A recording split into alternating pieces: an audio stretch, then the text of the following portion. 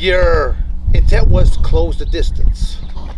And I think in the process of closing that distance, did you step out of his, well, again, not meaning to step on his foot, but as closing that distance, because you don't want, you're not looking to give a big open shot at you. You're going to try to get up close. And he just hit me backwards. I stopped and I went forward and I stepped on his foot, and headbutted him at that time, and he went down. Yeah. Okay. All right. My bad. Yeah. My bad. No, I was never out. I felt everything hit me. No, I mean it hit, but I just kind of thought that was just one of the things that when you talk about strikers is like sometimes you got to get inside their range so that they can't hit you on those long distance loopy type shots. You got to get in. Well, he had a good uppercut and a good hook. Real good left hook. I mean, he had a good short game. And Danny Diaz was there with me too. He was my hands coach, or he was my hands coach during that year. And then now I have Rocky Ciatoli, but back then was Danny Diaz, and he was from Sierra Vista too. Everybody was local then, and but yeah, boom, I hit Tank and I went down, and then I grabbed all the cage and crawled up on top of his back and tried to sink in that choke.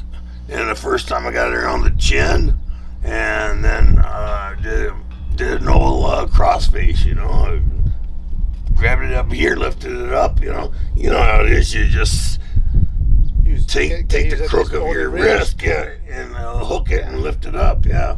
Kind of like a can opener, beer opener. I mean, all those things are twist caps. Got to go a little bit more older school to go back to the old. Right.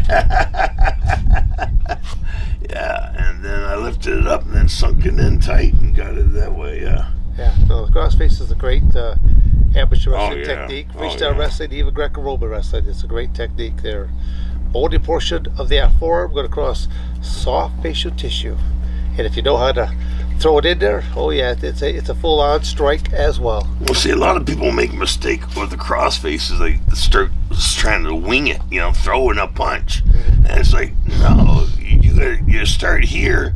If you take this and you hook the thumb and then you grab it right in here in the soft part of the jawline, boom, and you just dig it in there, dig it across, dig it in and just slide it right across the face, and you could break their nose, Yeah, well, it's amateur wrestling. It's again, it all depends on who you've learned that that amateur wrestling crossface from. The old school guys, they taught you probably the best way, because it was a little bit on the brutal side, but it was a very effective.